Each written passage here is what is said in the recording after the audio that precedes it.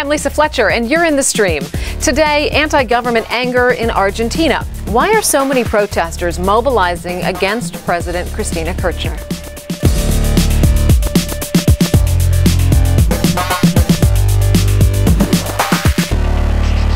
Writer and blogger Anousheh Hossain is with us again. You can read her work at anoushehspoint.com.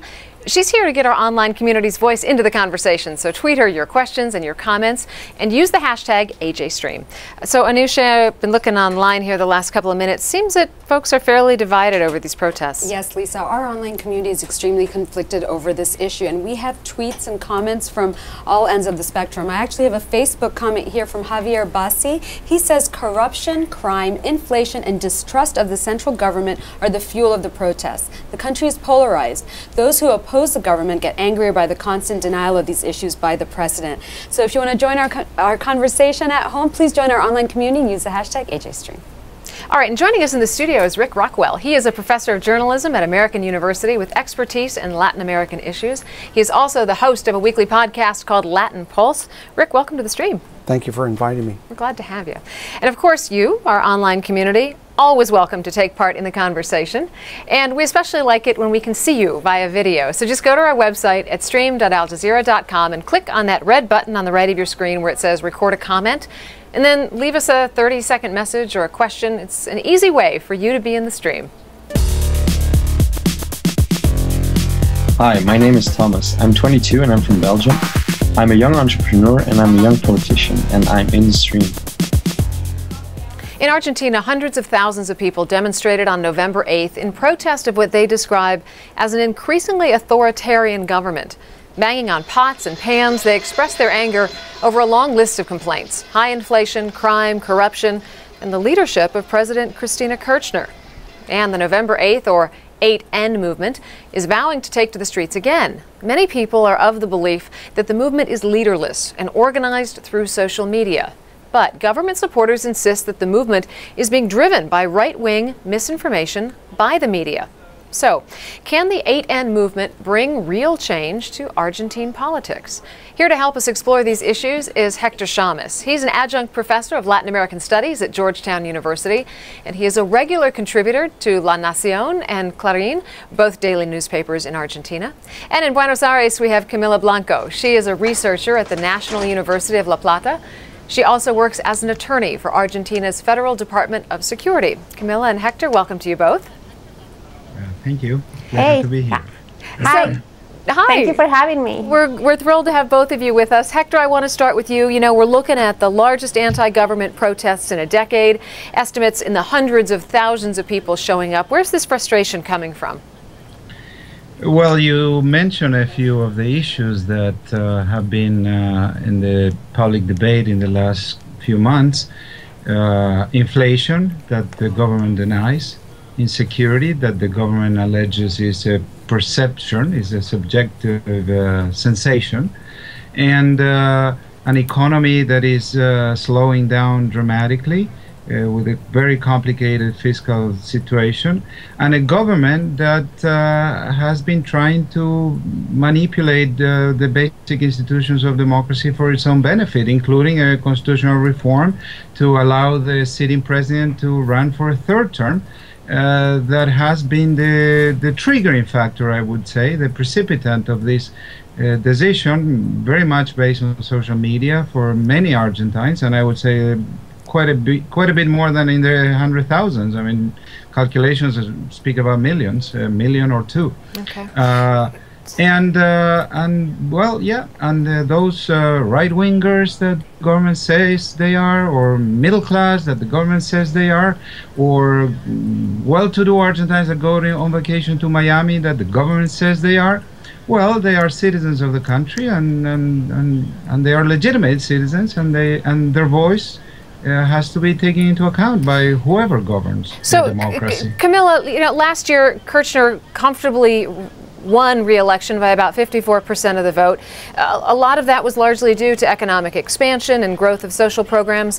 What's caused her approval rating to drop? I think it's somewhere around 31% right now. Well, I really doubt about those sources, right? Because in the beginning, I think the dispute of the of what's going on is actually if the people who protested last Thursday were voters of Christina Kirchner in the first place. Because I think they aren't. They are not voters. They actually, that's what I would say, that the protest, the main target of these protests is not the government. It's actually the opposition that is not doing anything. And if we go to the elections, Christina Kirchner won with a 55%. That means around like 12 million people. And the second force got like 2 million people. So there's a huge gap there. And the misrepresentation is for the others, actually. I think that the people that are, and in order to say this, to confirm this, it's like Christina Kirchner is doing what she promised she will do. But what accounts for her changing. approval rating to be dropping so much? It's dropped by more than 20% in less than a year. But why do you say that? What are the sources for that? Because she won with 55% last year, and now she keeps 50% of approval. So why you say that she's dropping? In the same way that the government lies about the official statistics, inflation, employment, you name it, the government thinks that everyone else does the same. So those statistics are not to be trusted. I mean, this is the currency that the government lives under. I'm actually going to pull in our online community here for a second, Hector, which is echoing what you just said.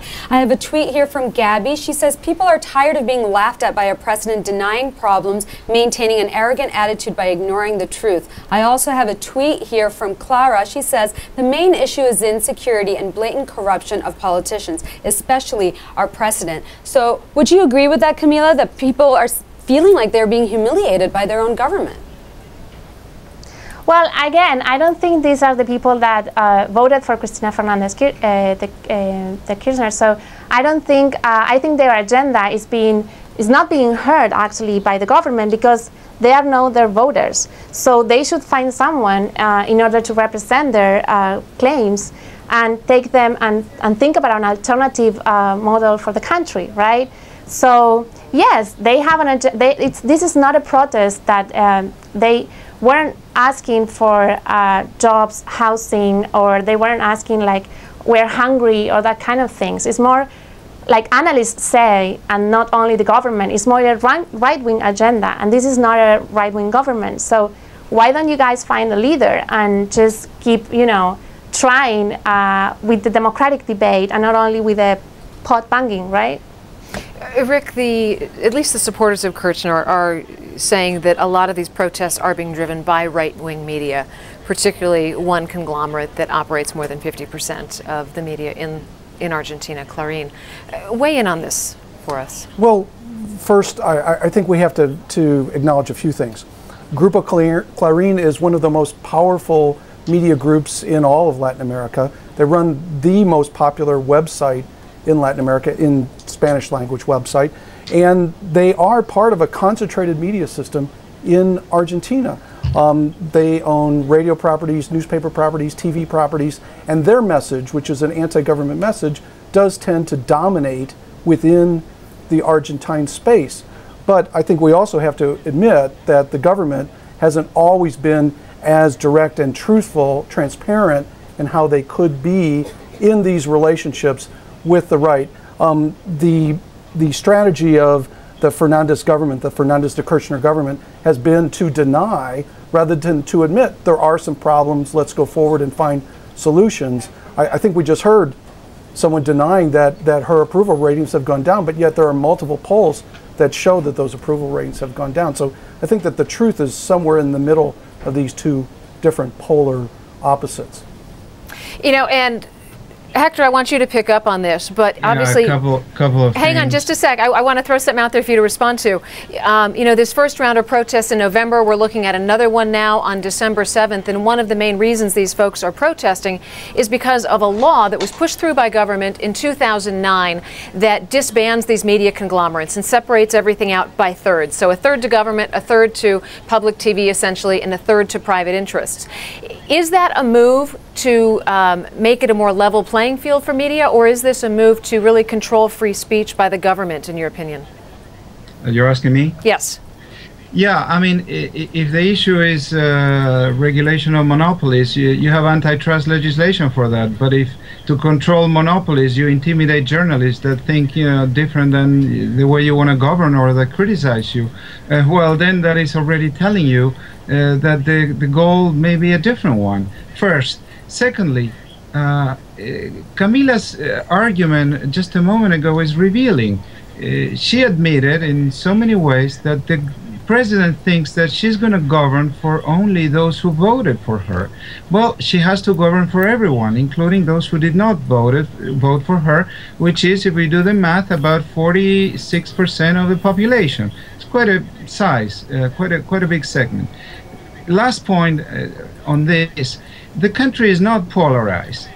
All kinds of polls that circulate, whether you believe them or not, and there are many, and Rick made a valid point. You have many polls to control for how biased they may be.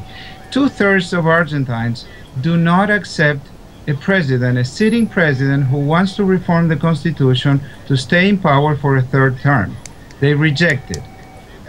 2/3 of the country. That's not a polarized country. The consensus is so solid and so clear that if the president doesn't listen to that, well, she is not whether she got 54% 6 months ago or not, well, she is in a different world, and she is in a different world. That is partly the problem that is impairing her capacity to govern, which is very complicated and very problematic for the stability of democratic institutions in Argentina. If I could weigh in. Well, yeah, please, because people are concerned that Kirchner is not respecting the Constitution. It's that she may, in fact, try to amend it and seek a third term.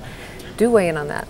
Well, on that particular point, I would say this has been part of a wave of left-wing governments in Latin America, of leaders, as we've seen with Hugo Chavez in Venezuela, of trying to get more time, more terms to do this. And I think there are legitimate questions about term limits and the idea that if you're really representing democratic interests, aren't 2 terms enough, 8 years, 12 years, whatever the term might be.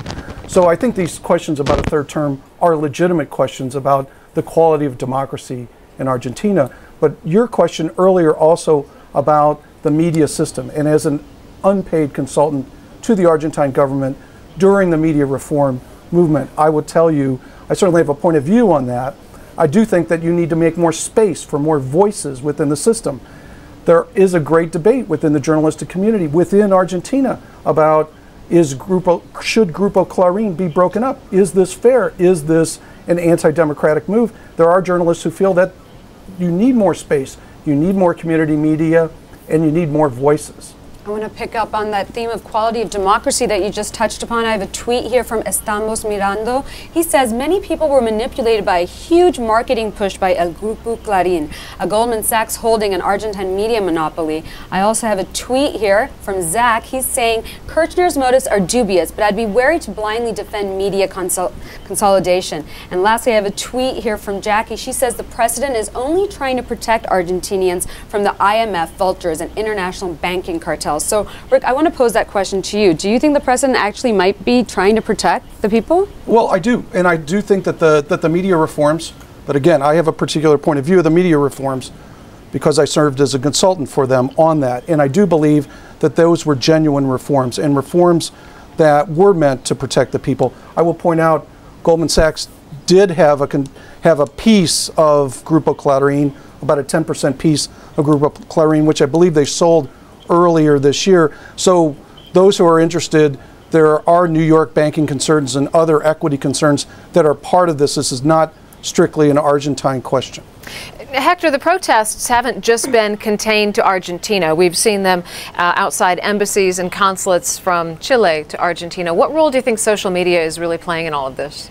Fundamental. I mean, I was actually talking to some members of Congress of Argentina after Thursday and watching on TV, watching on my computer what was going on in Buenos Aires and other places in Argentina. This is very much like the Arab Spring. This is it's spring in the southern hemisphere right now, and this is an Argentine spring, which of course is good and bad. Good in the sense that it's an explosion of civil society, but it's an explosion of civil society that has to be channeled through democratic institutions and through political parties. There is an election next year. We'll see what the opposition does. So far, they have agreed on only one thing. 107 members of Congress and 30-something senators have signed a document rejecting the idea of changing the Constitution to stay in power by a sitting president, more than 2 terms. That's what Rick's point before. On the issue of the government's intentions, another version of this story is that friendly business groups, equally monopolistic perhaps, are already lined up to take over the licenses and the frequencies that the law will presumably take away from Clarín. Rick and others who are students of media, keep your eyes open. Can I jump in, please? Yes, please. Thank you. So I'm listening, like you guys are talking about the reform of the Constitution. There's no project to reform our Constitution, and recently our president says that that's like she's not thinking about it, and if the Congress wants to talk about it, it's a Congress issue. And of course, in case there's a reform of the Constitution, you need many forces to agree on it. So it's not that you just, I mean, like people are talking about the reform of the Constitution. So I'm sorry, let me finish. So you're talking about the reform of the Constitution, and the opposition is like getting signatures from everyone, like, oh, let's not reform the Constitution, and the government hasn't said anything about that. Then there's another thing I would like to talk about, that people are talking all the time about, oh, this is a lot, like people are confronting and polarization and stuff. What's wrong with that? Let's discuss, I mean, arguments. Let's discuss about the kind of country we want. You have one argument, I have another argument. Why do people think that it's better, like, for everyone to think all the same? So it doesn't make much sense.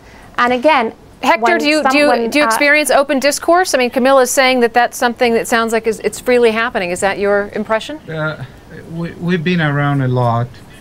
We've seen it in the case of Chavez, in the case of Rafael Correa, who has just launched his candidacy again. The president never talks about that, him or herself. The closest political operators to the Argentine president have been talking about that. 2 terms is dumb. Cristina forever. Of course she's not going to say it. She's testing the waters. And that's why the opposition in Congress and in the Senate have been very clear about that.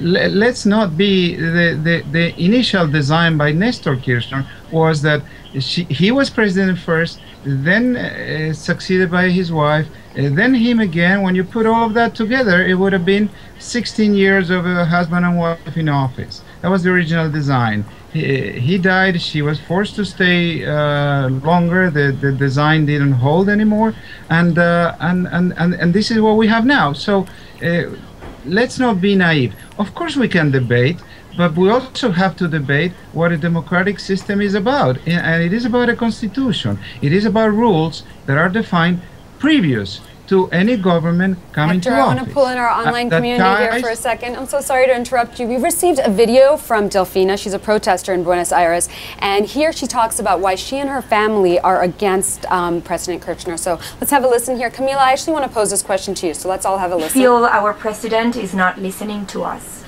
and she doesn't want to address what's going on.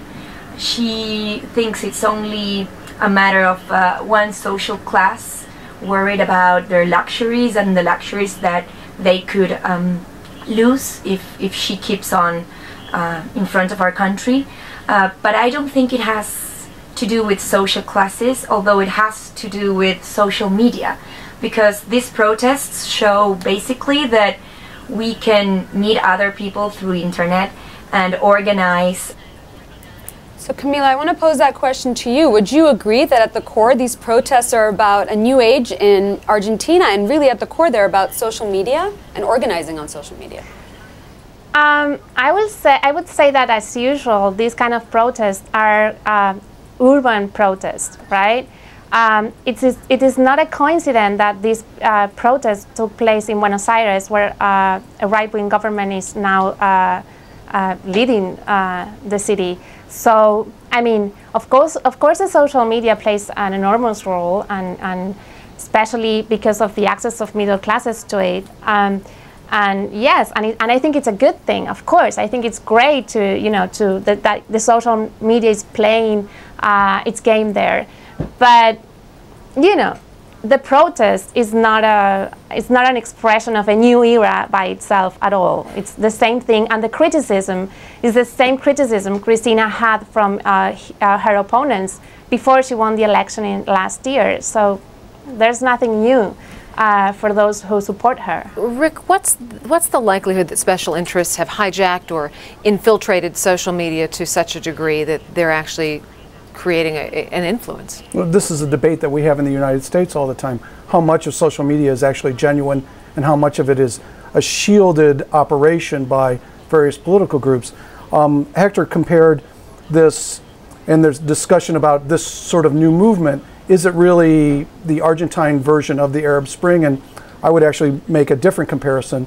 I would compare it to the Tea Party movement in the United States, much more of a right-wing driven movement, and a movement that also used social media and also seemed leaderless, but still has many connections to those in power and to those who are connected to large financial groups. Camila, in terms of the opposition, do you see them with solid platforms, with leadership, with solutions to these issues that they're raising? Well, I think that was exactly the point of this protest, because something that I thought it was like kind of hurtful for someone who loves democracy is seeing like the politicians of the opposition saying, okay, I support the movement, I support the protest, but I won't go there. I mean, I'm not getting there. And also people saying, okay, this is a protest, but with no partisan statements. It's just people, no politics. And that's one of the things that I think why people get angry, because politics is needed in a democracy. Why it's something positive, and it's seen as these protesters as a negative thing by itself. But we had many years where politics was not there, was not allowed, and now politics is something that it actually will allow us to channel this kind of discontent. So, Hector, does the political opposition in Argentina have solutions to the problems that the protesters have been highlighting? Just well, I think one observation: the comparison with the Tea Party is a funny one. However, most of the protesters have protested against perpetuation in power by a president who wants to stay in power, who has praised Hugo Chávez's elimination of term limits, and there's all there to presume that she would want the same thing. Most of the protesters have done it against the intimidation of justice. The government has been intimidating judges just in the last couple of weeks, forcing them to resign in the most egregious ways you can imagine. So the Tea Party is about fiscal balance. The protesters in Argentina the other day, of all classes, and if this is right or left wing, I don't care. I'm in favor of the institutions of democracy. I'm in favor of separation of powers. I'm in favor of checks and balances, and the Argentine government is not. Okay, but does the political opposition have some solutions? The opposition eventually will have to find solutions if they want to get elected, if they want to win the midterm election next October. Which is not enough to be against constitutional reform. The opposition has to have programs, it has to have ideas, and it has to select the best people to run for office. And we'll see if it happens. In the meantime, I think I agree with them. With the document they all signed against constitutional reform and the attempt to perpetuate in office that the sitting president has been intending to do. All right, we're going to have to stop it there. Rick and Camila, thanks to you both. Hector, I know you can't stay with us for the online post show, so thank you so much today for joining us. To everyone else, stay with us. We're going to continue this discussion at stream.aljazeera.com.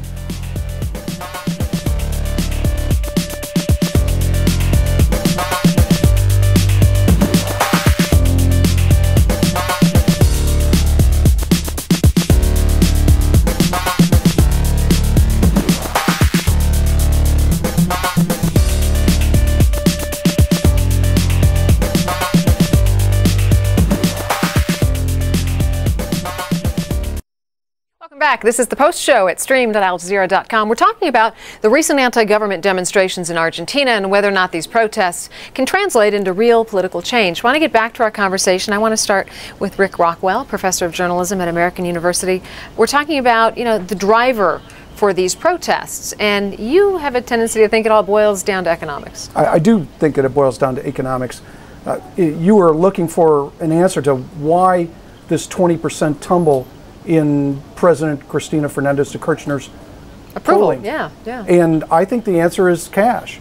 That government has made some changes in what they want to do with the ability for people to invest in dollars and to save their money in dollars rather than Argentine pesos. And I think that was a mistake, that particular economic problem. Their economy has been hot for the past 2 years. It's cooling off like a lot of the global economy. And that's what's driving people into the streets. The fear that their cash is not going to reach as far. So when they get a push from particular political interests to propel people out, it's really easy for that fear, I think, to move people into the streets. But beyond a move like that, doesn't that also send a message to people, which we're hearing quite a bit about, is that Kirchner's moving toward a more authoritarian sort of government? Well, this is the concern. Is she going to follow more of a Chavez model, which I would argue is a democratic model, but with some authoritarian tendencies to it?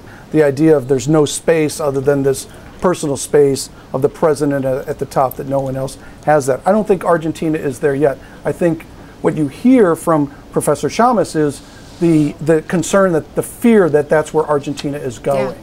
I want to pull in our online community here for a second. It's totally echoing what you just said. I have a tweet here from James. He says Kirchner is herself right wing. Argentina has the right wing and the righter wing. I also have a tweet here from Chris. He says irrational fear among the middle class that Argentina is moving towards a Venezuelan-style government. And Camila, we actually have a tweet directed at you that says, from Delfina, says, let's debate. Kirchner as our president could be the first one to give the right example. Talk to the journalists. So would you agree that maybe this would be a great opportunity for her to actually engage with the media? Well, yes, of course, but don't forget that in her platform of 2007, she proposed the media law, which the Congress passed by an enormous consensus in 2009. So it shows that she's worried about the freedom of speech and having a more democratic debate in the media. So, I mean, it's a president. I mean, it's a president that won with 55% of the votes 1 year ago, and she. So it's kind of crazy to think that she doesn't reach the public. But Camilla, if she's worried about freedom of speech, some people might ask, why is she breaking apart one of the largest media operations that also happens to be the strong opposition voice? I think it's the strong opposition voice. It's the opposition voice because they're seeing their interest being touched, right? It's not that they were the opposition always and they got this media law, but so again, what is going on with Clarín is something that is completely epic in a sense that it's a monopoly that has 300 permits. And by law, passed by the Congress with a lot of consensus, has to reduce the permits to 24. And the only thing that the government is asking them to do is to adequate themselves to the law passed by the Congress. It's not a decree from the government, it's the Congress that asked for it. So again, defending Clarín in a situation like this puts you in the side of the corporations, which is fine, but don't deny that you have a corporate agenda if you do that. I want to pull in our online community here for a second. And Rick, I want you to take a listen to this question we have. I think what's more worrisome is that we in Argentina live with an incredibly polarized press, and increasingly so. And this media law will only further exacerbate that polarization. And as a journalist, I think that that's incredibly worrisome. So Rick, would you agree? Is this a worrying trend in Argentina? I think the worrying trend would be if the government goes farther, if the government decides more reforms, fewer voices. But truly what the media law is supposed to do is supposed to create more space, more community media. Whether we'll see that happen, whether, as Professor Chamas points out, you're going to see other corporate interests drop in, whether the government is going to give more space to communities and funding to communities to do this. It could be a boon for journalism within the country if it's handled correctly. But if it's politicized, then it becomes a problem. So it depends, I think, on your point of view, if you take the Fernandez government at their face value. And the truth is that their credibility has been eroding over the past year since the election in not being as transparent as they could be. Some of this could be just simply own up to some of the problems that are going on in the country, seek some solutions, don't try to always look as strong as possible, admit that there are problems within the country. This is an issue that you have kept your finger on the pulse of for your class and for you personally and professionally. How do you think journalists on the ground are really feeling about this in terms of the dismantling of Clarín? Well, I think we heard a journalist's point of view there, and one that's afraid. We heard one, but you talked to a lot of them. What's your sense of things? Well, I have two different points on this. First, that I was drawn into this reform movement of media because of frustration on the government's point of view. When this particular government came in and they felt like they had programs that they wanted to propose and change and reform and move forward in the country, they couldn't get a dialogue started because the media just shut them out. And so that's a real problem, the quality of media that is not politicized. And in Argentina, that doesn't exist. And unfortunately, it's become very personal between Cristina Fernandez and the media owners, the people who run Grupo Clarín. She sent state agents into their houses for searches and other things that are related to politics that goes back a generation in Argentina. And so this is a feud, a personal feud between the president and the corporate media owners. And these wider protests are just now a new part of that particular story. I want to pull in our online community here for a second. I have a tweet here from El Cipayo. He says, "We are living in new times in Argentina. This is the beginning of a new democracy, a social media way of debate." So it kind of goes to what you were saying. Social media is kind of changing the dynamics of everything all around. Well, I agree. And Argentina is more plugged in social media than just about any other country in Latin America. And it's great to see this conversation going on because this is around the corporate media in its own way. Camilla, how do you see things moving forward from here? Well, the government is still the same, and there's no November the 9th for the protesters. So I hope the opposition has the chance to capitalize these protests and channel them through politics and a democratic dialogue, and in order to discuss an alternative model. The government is definitely open to discuss, but let's present a model, an alternative, in order for us to discuss. Rick, what do you see happening? I'm imagining that the 8th of December could be larger than the 7th of November in terms of protests. It seems to be gaining even more momentum. So let's say there are 500,000 or 1 million people out there protesting. That's something that Kirchner can't ignore. No, she can't. And I think that goes back to what I was saying, which is the Kirchner government can't continue to pretend that these things aren't happening. Has to come to a middle ground and admit that there are some problems and find those other resolutions. This goes back to Hector's point about, are they really angling for a third term? Yeah.